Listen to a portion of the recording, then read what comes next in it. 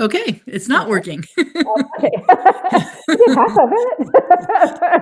Well, my logo's great. That's good. That's right. I Hold like on, the let me visual. get the chat up and running. Yeah, but the video piece isn't working. I have, graphics and stuff, and it That's just is stuck on interesting. the first graphic. So maybe I need to, well, I don't know. I don't think it's Canva's fault because it's no longer in Canva. Right. So Just yeah. work with all the technology and making it all work. It's also always something. We've been Yeah. using Zoom for how many months? I mean, Zoom has become, it's like Google, right? It's something everybody does. How many times do we get on Zoom and something is wrong with our sound? Like, it's every single meeting. How do we not have this down yet? I mean, seriously.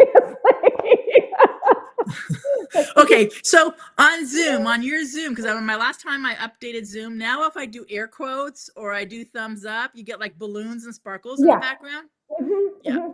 Which Yep. is super disrupting if you're actually Yep. like doing a presentation for lots of people. Yes. Like, So hey, now I got to go in the settings and figure out how to turn it off because it's no, you can't fun, do that. right? If it's a coffee chat, it's fun. But if I'm doing a Right. class, this is not so cool. That's exactly right. Hi, Rachel. How are you?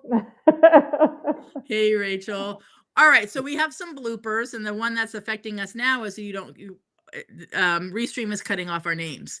Yeah. So for anybody new, I'm Tanya Bugbee with Tanya Bugbee Coaching and Consulting, and you are Charlotte Harrill. Hi, everybody. I'm Charlotte Harrill, a market leader with a mortgage company over here on the East Coast. I'm a little bit far away from Tanya, just a little bit. just a little bit. So we've got, hey, Susan. Hey, Kylie. Yay, Rachel.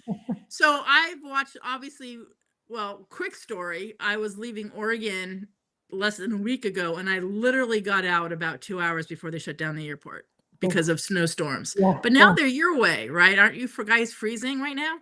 we had a little bit of snow earlier this week, and then we were like in 3 degrees, which is cold for us. I mean, we're in Kentucky, so sometimes it gets cold, but 3 is rough.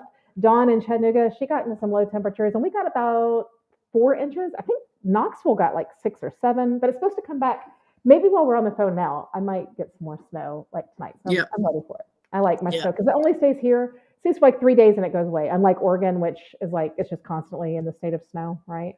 We don't have that issue. We have a little bit of ice, a little bit of snow, and then it passes. Yeah. We all freak out. Yeah. Yeah. I've got clients all the way across the country. So I'm just like watching them put their jackets on every day. I coach I'm coaching somebody in, That's right. New Mexico. Oh, Texas. Now it's Tennessee. And, Susan, you're up next. I know she's far east. Nice, Yeah. nice. Yeah. All right. So we are here, Charlotte. And again, I apologize for not having our logos and our names and all of that. Restream is doing something funky today. Charlotte is a phenomenal leader. She's been in the mortgage industry for a long time. Of course, you and I go way back when you were with Wells Fargo, right? Yeah. And a newbie, or right, just getting, It's almost, is it 8 years? Is that right? Is it yes. been 8 years? Eight, yep. 8.5? It's been a long time. Yep. Yep. Right.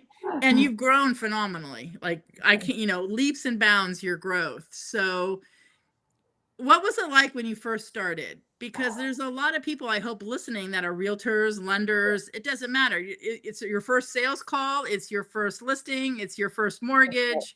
How did you handle that? So I'm going to give you 2 answers because I kind of started once and then I know your story. Out of the business, and then I came back into it like 2 years later in a completely different realm. So the first time I really started in the mortgage industry, I worked for a very high interest rate. I don't know that there was anybody doing worse loans as far as like clientele, low credit scores, bad stuff. Finance company. It was a finance company that we were doing mortgages. And we would literally go through and look for foreclosures. We would look for, we'd go through the phone book. Seriously, like that is how we got leads. We didn't have a good lead source. We did have people that had applied for regular finance loans from a sister company. We would call, if they said they owned a house, we were literally calling these clients and just saying, hey, do you need to consolidate your debt? And so I learned how to cold call. That's how we grew our business. And that was something I was a natural at because I love to talk to people on the phone. I had a couple, like, I call them my cold call hacks. Like I would call and say, hey, can you hear me? I'm sorry, hold on 1 second. Hold on, my phone is being bad. And then I did.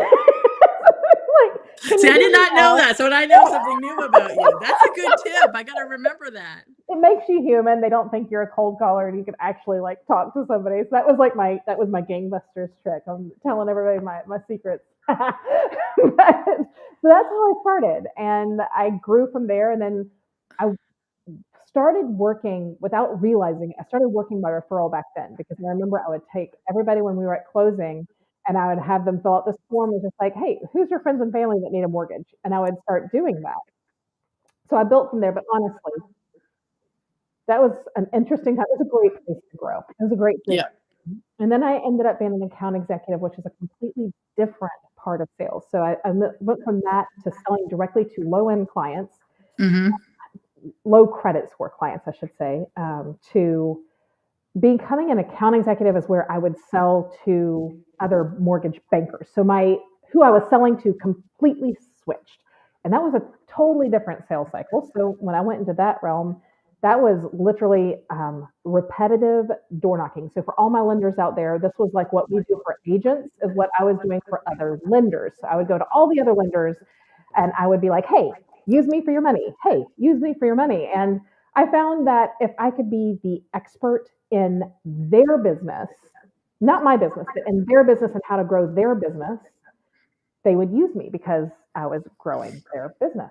And then, so I came out, and then when I got back into it, I was a regular old, I'm a mortgage banker, just doing loans for people, both Fannie, Freddie, all the normal stuff. And I used that same method. I went back in, I'm like, okay, well, this worked when I was an account executive. How about if I go to my agents and I find ways to make them be awesome at their business? How can I Yes, you grow do. their business? Yes. How can I do that? And then they're going to want to use me. And sure enough, it worked. Yep. Well, so I'm gonna do a huge brag. You definitely deliver. I want to say over deliver, but I'm not going to say you over deliver. But you give your book of business of real estate agents phenomenal, not just service but training. We like to train. So, and it's Yep. kind of cool because I'm not in that realm anymore. Now I'm actually leading a team who loves to do the same thing that I do, which is awesome. Yep. So Yep. I lead this team, but now I actually just kind of get to be like the cherry on top. So I get to go train agents and I get to be Yep. I'll go and speak at an event or do some training and take some of the things that I've learned and pass those on. So Yep. it's wonderful. I love it. So it's easy to do because it's something I really enjoy doing. So Yeah. win-win. Yeah, it's a win-win. And that's what makes you successful. That's certainly your superpower, right? Is educating and training, right? That's the explorer in you. Somebody Yes. market. I mean, that's it. Yeah. And I would say, like, if somebody was new coming into whatever sales role they're in, find out who your client is and what do they need, even if it's not exactly what you give. I mean, it needs to be in your realm. Like if they need Mm-hmm. if they need a haircut, that's not what we want to do if we're not a hairstylist. But what do they need? What does that clientele need? And meet their needs, regardless of the outcome. Go meet their needs and show that you are an expert in meeting that need. And that will build. People are going to do business with people they like. So it just builds on it. Whatever you're selling, that could be. Right. And so one of the books I recommend is Ninja Selling, and they talk about that in one of their chapters. It's about 3/4 of the way through the book, and they talk about find your client's pain point. Yeah. And solve it for them. Give them solutions. Yeah. Right. So if it's a seller who's worried about all their memories in a home, how are you going to help them solve it? Right. Right. If you've got somebody who's worried about their low credit score, or a realtor who's, trying to get their name out in the business and do marketing, right? Any of those things. That's it, whatever that is. And I actually heard a realtor in my market say this the other day, and I thought that is super cool. They said what they do when they have a listing is after the inspection, part of their services, they tell them not to worry about the inspection. Hey, when that inspection comes back, we're going to go over it. We take care of all of that for you. I've got the subcontractors set up. I've got everything. We'll get those done.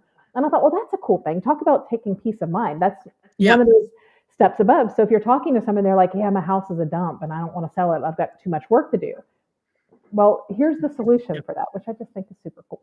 I thought that was a similar way of selling as an agent. Yep. So on your very first mortgage, and you're doing a pre-qual and all that kind of stuff, what got you through it? Can you remember that far back?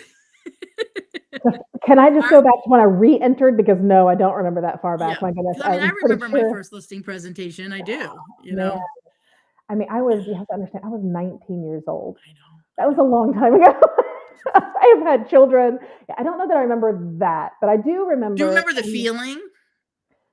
Sure, I was a nervous wreck. I mean, a There you go. completely Yeah. nervous wreck, and even coming back. So I had had all this experience, but when I came back in 2012, I want to say is when I came back in. When I came back in, I had all this experience, but I was wearing a different hat in the industry. And the industry, if you guys know, the industry changed quite a bit from when I exited in 2010 to when I re-entered in 2012. That was when all this stuff was topsy-turvy. So I came back in and I remember this was my first time doing a loan. I was flying by the seat of my pants. When I tell you I had no idea what I was doing. Like I understood the lingo, but I didn't know the rules. I didn't know anything. So I'm one of those that I'm just going to jump in. I'm going to fake it till I make it. I don't hesitate. I think you call it my go button. I've got a really quick go button. So I remember I was nervous, but I took the application. I still remember that client. They're fantastic. I think if Dawn is still on here, I think Dawn was my first purchase referral. So I'd had other clients that were from Wells, but Dawn O'Neill was the first agent that sent me a referral. And that's one of my favorite stories too. So we'll get to that one. We're going to talk about a rooster today. Um, so, so yeah, it was nerve wracking, but I jumped in, and you just learn as you go. And if I had a question, I'd be like, "Hey, let me get that answer real quick. I'll call you right back." And they didn't know I was ignorant. They didn't know what I didn't know. They just let me go on, and I did it. Yep. And it was super Yep. exciting when I closed it. Yep. Well, I have a feeling you probably had a few mentors or places you could go to get questions answered, right? Sure. I mean, Yeah. maybe not as much as we needed back in the day, but we definitely had at least a path, and there was people around me, so Yeah. that helps. Hey, Yeah. if you are new in the business, find the people that have been doing it and buddy up to them. I mean, you got to elevate, right? So Yep. Absolutely. Right. I mean, I say that with I have a new realtor that's brand new. She's 24, newly licensed, you know, right, and she's so worried about why would anybody use me? Like when right, I go in a listing presentation, I don't have testimonials yet. I don't have, a history. And so we're working on the verbiage on that right. because has their first in something, right? And That's right. we got to plow through it. Just, Yeah. I mean, that people work with who they like. That's Yeah. that is the bottom Like, line. know, and So trust. that's it. So Yeah. what can you do to get in front of the people that are going to like you? Make sure that they know what you do. And as far as the trust factor, as long as you know, I say this all the time to my team. Like they're like, well, they can go somewhere else and get this done. Sure, at a better rate. Maybe, possibly, sure. Can they do it as good as you? Truly, like, do they care as much as you? Can you say that you honestly know that everybody around you cares as much as you? No, you cannot. There are a lot of Mhm. people in this world that care about the dollar. They care about other things that are on their plate, and they're not the top priority. So I Right. feel like as a new agent or as a new mortgage person, letting whoever you're working with know that they are top priority and you are truly committed and you know that you are the very best person for them. I know I'm the best agent for you because I am 100% committed to getting this household and I'm going to do it the best possible way. I've got Yeah. you. Yeah. That is true. That you don't have to be Right. in the business for 15 years to mean that. It is true. No, right? No, and knowing your superpower. So, somebody's superpower might be that, that they give so much, right? We have Right. people, we have the Mother Teresa's out there that are all about, giving, and we all are giving, and there are people out there that's their superpower. Like, That's it. wow. Yeah. And then there's people like me where, my competitiveness, I'm a dog with the bone. I'm going to make sure we Right. cross that finish line with the best possible deal. Right. That's my superpower. Probably wouldn't say how giving I am. Right. But we got to know it, right? And Right. mean it. You've got to Yeah. know, and then you're going to attract that same person. I think that Yep. means a ton. Yeah, Absolutely. All absolutely. right. So what's the story around Dawn you Oh, want to this share? this was a really fun one. So remember, this is like one of my very first loans back in the business, and how we source deposits has changed because honestly, the reason is not even. Most people think the reason that we source every single penny is because we want to make sure that there's not, ISIS money or some terrorist or something that's coming from an Mm-hmm. illegal source, which that is a part of it. It's part of the Patriot Act. But the reality was back in 2007 and 2008, sellers were giving the buyers money for down payment. Mm-hmm. Weird. We would have a house appraised for 100,000. The seller would only want 80,000. So somebody Oh, with a God, I remember 520, those. right? Yep. So somebody with a 520 credit score could go buy a house with 20% down they would go rub elbows with the appraiser and say, hey, I need this appraised for 100,000, even though they're really buying it for 80. That way the seller can just give them the 20% down and they'd get it back, right? Because it comes out of the pocket. Super shady, but back in the day, it was just happening, right? Yep. I remember. So the sourcing of funds is to, one, make sure it's not coming from an illegal source, and truly to make sure that it's not coming from the seller, to make sure that our value and our purchase price is valid, so that we don't have another situation where we're upside down and the economy collapses. There's a whole lot to say. I had a weird deposit. I had a deposit that was just a $500 deposit, but with USDA, you've got to source. Back then, you had to source anything $1 or more. They have, thank goodness, loosened that a little bit with just an LOX. But now, at this time, if it was over $1, you had to source it. It was a $500 deposit. And I called this buddy up. Third loan that I had closed, remember. And then my first referral, mind you, from Don. Hi, Don. And he says, well, I don't want to tell you where I got that money. Like, what do you mean you don't want to tell me? Fess up. This is just you and me talking. I'll figure out a way around it. What do you got? Third loan. I'll figure out a way. I can figure out everything, right? It's like, yeah, well, you see, I like to gamble on cockfighting. I'm like, first of all, that's very illegal. You can't gamble. You can't cockfight and gamble. This is not legal, completely not legal. So I remember I'm sitting there. I'm like, okay.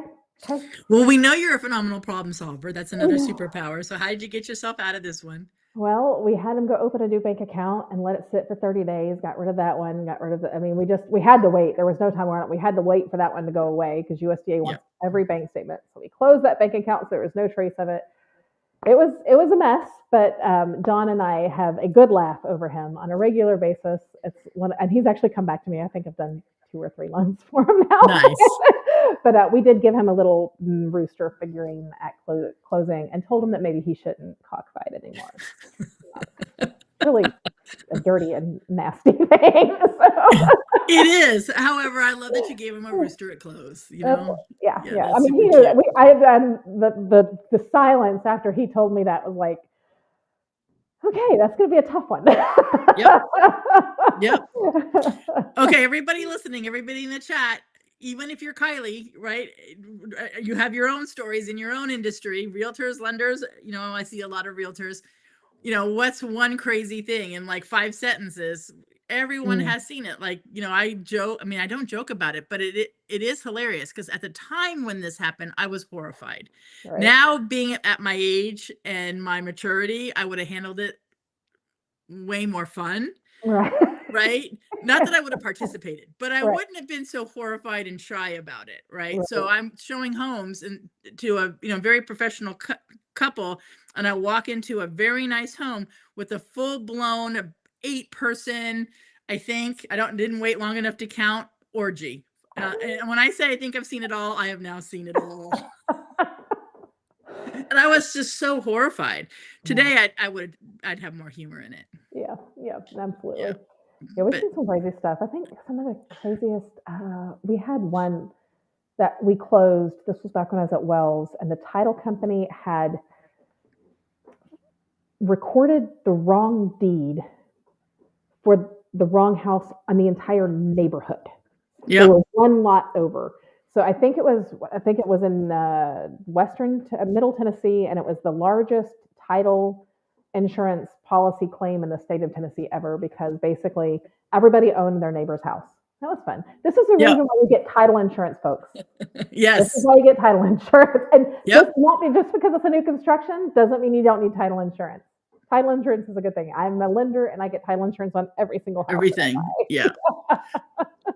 All right, Charlotte, we got some good stories. Marianne, I know this story from you. House burned 3 days before close. I know that one. I knew this one from Nancy too. Couple sleeping in bed when I went into show. Yep. Oh no, Dawn has one. I wonder if Dawn is still on. Oh, he's still on. Yep. And I love Kylie's. I've had an angry teenager post a nude photo on Mom's Realtor Facebook page.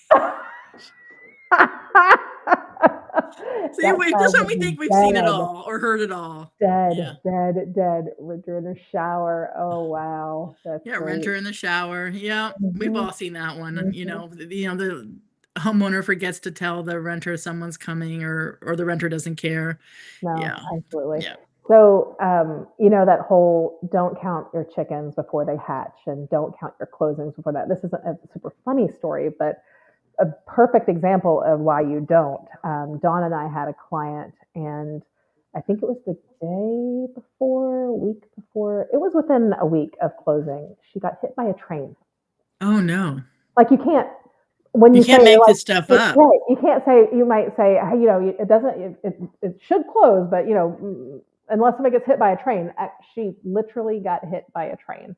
Like that is crazy. So we've had closings that you would think were 100% done, that something that crazy can mess it up. Yeah. No. I mean, I have my own true story. I wasn't a real estate agent at the time, and I was just had babies, two, I think they were like 2 and 4, and we were being relocated from California to Florida, and 3 days before close, the brand new Megan's Law, so it was brand new. So a lot of realtors didn't know about it. That amendment, for knowing the sexual predators in the neighborhood is Right. Megan's Law, right? Well, the realtor forgot to give it because and I understand how. I mean, because it just came out. It's a new, Right. document. Forgot to pass it out and gave it to us. So we went to the sexual predator site, and the neighbor was a sexual predator under house arrest for abusing Oh, girls under the age of 10. oh my goodness. So we backed right out. Yeah, right. Right. I mean, there's just no way I'm moving into this home. Yeah, And we had no, probably put to 5,000 down, or yeah. 3,000 down, whatever it was at the time. And we got our deposit back. Otherwise, the realtor was going to be given it, because I felt sorry that they forgot, but we had Yeah. removed all contingencies. We're ready to move in, and then we get this document. So I'm sure, Mhm. the broker had to jump in and fix it, and I felt bad, That's but frustrating because they paid for the appraisal, they paid for inspection, they've got money invested into this house. yeah, That's yeah, frustrating. yeah, Yeah, that's a pretty crazy story. So the best, my very favorite story. She's actually an agent that I worked with, but I helped her with her house, and she had a deposit that I had to source. This is another fun one. Most yeah. of my fun stories are about crazy things because we have to get snoopy on bank statements. She had a large deposit. It's like a $12,000 deposit, and I'm like, hey, what is this $12,000 deposit? She's like, oh, I sold a zebra. Excuse me. True story. She had sold a zebra. Do you want to hear the best part of the story? Is if you sell something, you have to count that and make that, wash it and document it. It's got to be like a car where it's got a title. You show the bill of sale. You show the title transfer. You know what zebras have? Exotic animal certificates that have There to you be go. filed. You have to have a bill of sale. I was able to count it. So I was able to source my $12,000 deposit. Yes, you're right, Don. You got it. Or Shane, she knows. It's one of our favorite agents, and I always just call her Hi Zebra Lady. She's got some really cool exotic animals. Oh man. Okay. So on a serious note, and we do have a lot of realtors on the call, and lenders. Thank you for all showing up, and non-realtors and lenders, and that's even more fun. So thank you, Kylie. What's new in the lending world? What do we need to know? Well, if you've been looking for buying a house in the last 12 months, the rates have dropped a nice amount since from what they were like 6 months ago. So we are seeing people that were in the market and just realized, especially with affordability and houses being so expensive, that they couldn't buy because rates were at 7.5% and even 8%, right? They have come back down. We're in the low sixes. I know that sounds high, but really That's normal. it's normal, and the difference between 7.5 and 6.5 on a $300,000 deal is a couple $100. It's a decent amount. So what you can afford does go up. So I would venture to say we're at a really nice sweet spot for somebody that needs to buy right now because Mm-hmm. the rates have dipped, but they haven't dipped so much that we have a flood on the market. So it might be a really good time if you are in the market anyway. I'm not one of these people that says now is a great time to buy. Now's the right time to buy if you need to buy. If you don't own a home and you can get into something that you can afford, now is a good time to buy. I'm currently sitting at 3.5. I love my house. It's big enough for me. I'm not going to go whim buy right now. But if my circumstances change, this would be a good time. So I'd say rates changing has been a big one. Yep. Some other things that changed recently, and I think actually you talked about this on your show a couple of weeks ago, but it's a big deal. And it's a big deal, especially for affordability. And if there are any investors out there that are doing any new construction, two-plexes, three-plexes, and four-plexes, the gates just opened up very wide for people to be able to buy these and use the income from the other units to help with affordability. So we're all out here talking affordability. Nobody can buy a house because it's too expensive. Well, cuss. If I can buy a house and have a renter or two help subsidize my mortgage payment, even at 75%, that's what we look at, is 75% of that rent. So we try to be conservative on that. If you can get that, that's going to really help you buy more. So the issue with that, it's an amazing product. It lets you do it on Fannie and FHA now, and Fannie and Freddie are more generous with that than FHA. Yep. The other thing about that is it does, the thing that's the bad part of it is there's not a lot of those on the market. They're hard to find. Before this even came out, they were hard to find. So I literally, every time I talk to anybody, and I urge all of you out there in the real estate world, every time you talk to a developer, tell them to start pushing for 2 and 3 and 4 family homes. That's a huge deal. 0% buyer broker compensation, seller can pay the compensation. Yes. No, they have not. But so the answer to your VA question is no. Is it on the table? Yes, absolutely. But the buyer cannot pay any compensation right now, and that has not changed.